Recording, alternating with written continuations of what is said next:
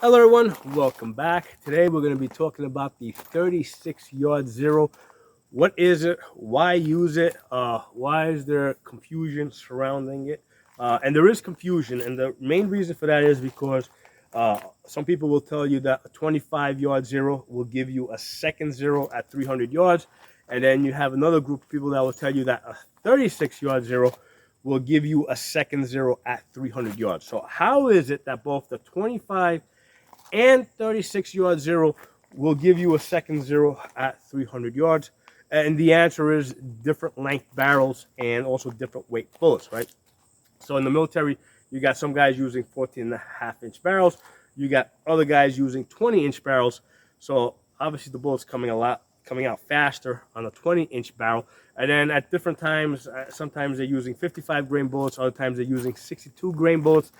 I don't even know what they're using now, but that's also going to affect this, okay? So the best way to approach this is for me to tell you what my ARs do, my 16-inch barrels do with the ammunition that I use, which is usually a 55 grain, okay? So with the 55 grain and the 16-inch barrel, okay? So on this graph, first of all, so we know what we're looking at. This is my barrel, a barrel over here. This is a scope over here where my thumb is. This blue line is the line of sight, okay? And this pink line over here is the bullet path, okay? So when a bullet comes out, because the barrel is pointed slightly up, okay, it's going to come up, it's going to cross the line of sight, it's going to continue to rise, and at some point, gravity is going to pull it down, and you're going to get your second zero, okay? So that's how that works, okay? So with the 50-yard zero, which is what I generally use, your first zero is at 50 yards. At 100 yards, we're plus 4 inches, okay? And then at 200 yards, I get my second zero. And this is very convenient because 100 yards is a distance that is commonly shot at, okay? So if I'm shooting at a target, let's say the size of a head, if I put my dot here and I'm 4 inches up, 4 inches down, I'm still inside of the head. So that's why I think the 50-yard zero is a great zero.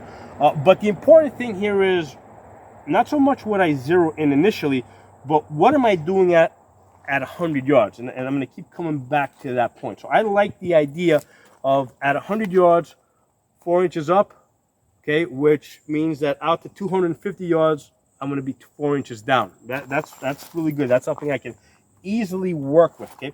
So with the 25-yard zero, first zero is at 25 yards. Okay, second zero is at 300 yards.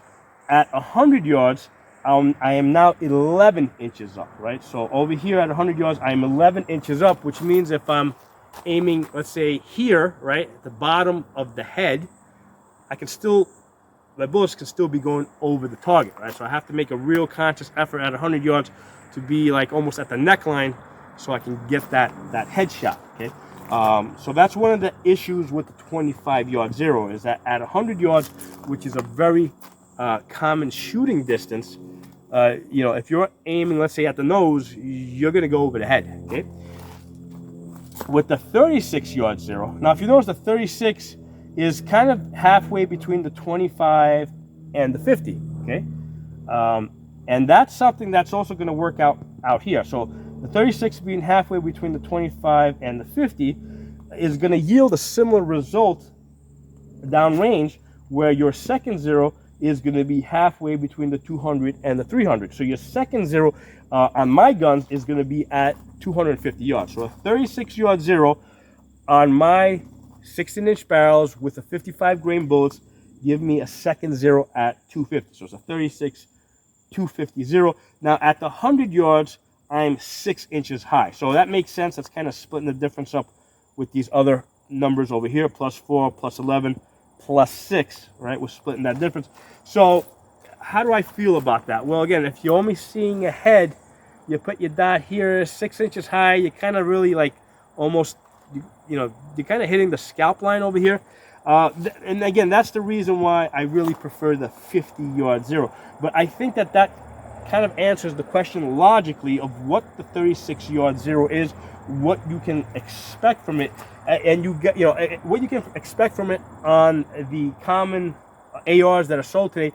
which is a 16-inch barrel. Okay, now of course if you got a 20-inch one, things are going to be a little bit different. And here's the thing: when I'm sighting in my rifles, right? When I'm sighting in my ARs, what I typically use is I'll typically zero in at 50 yards, right, just as a starting point, and then I go out to 100 yards, and I'm like, okay, where do I want to be at 100 yards? And I really like this idea of being 4 inches high at 100 yards. Now, why not do a bullseye at 100 yards, right? Why, if 100 yards is so important, why not just zero in at 100 yards? Well, the problem with that is that if you zero in at 100 yards, the bullet doesn't rise much past that.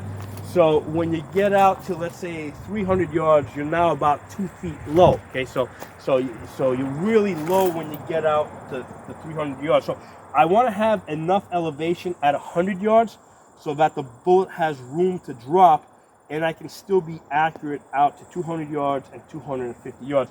So that's why I don't use a 100-yard zero. Most guys don't use a 100-yard zero on the red dot. They'll typically use either a 50, a 25, or a 36. I would probably use a 25-yard zero if I was out in the desert and I was more concerned about hitting things at 300 yards. However, out here in the woods, I mean, I have to clear a path just so I can shoot 100 and 200 yards, right? You're not going to easily be able to shoot past 100 yards in the woods. So that's why I'm more concerned with my shooting inside of 200 yards.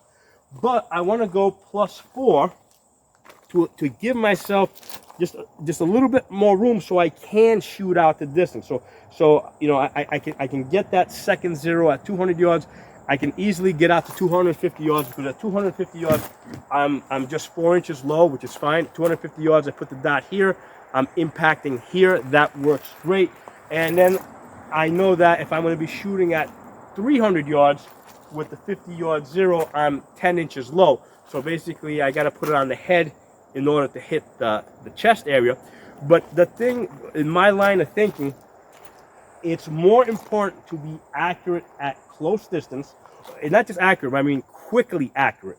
Like just to be able to put the dot on a target, pull the trigger at closer distances, because we have less time to make calculations, right? To think about, what the holdover needs to be, whether it's over or under. So at closer distances, I want to be able to make faster shots, okay? If I'm shooting at something at 300 yards, okay, if I have a threat at 300 yards, I'm more concerned with getting behind cover than I am of immediately returning fire, because I have the time to do that. And then also I have the time to think about like what elevation adjustment I need to make. So at 300 yards, basically I got aim at the head to hit the chest, or if all I'm seeing is a head, and I'm probably not going to see that at 300 yards, so that's not even a shot that I can take. But if I did know where the head was, basically I got to go about 10 inches above that. But at 300 yards, I've got the time to think about that, okay? Whereas if I got, if I have to make a shot at 100 yards, that has to be done a lot quicker. But I hope that answers everybody's question about what the 36-yard zero is, right? And it's going to be different things on different length barrels, and that applies to everything, even your 50-yard zero and your 25-yard zero. It's going to be different depending on what length barrel you have and how heavy your bullet is. But generally speaking, with my barrels, with my 16-inch barrels shooting 55 grain bullets, a 50-yard zero gives me a 200-yard second zero, 25, 300, and then 36, 250. Okay, that's how my zeros tend to line up, and I think that's what's going to happen for more of you guys. But like I said, I generally let's put it this way: when I'm zeroing in an AR that has a 7.5-inch barrel, right, a 7.5-inch barrel, what I will typically do is I'll get a 50-yard zero, right, and then I'll go out to 100 yards. Got some noise going through here. Motorcycle, get out of here.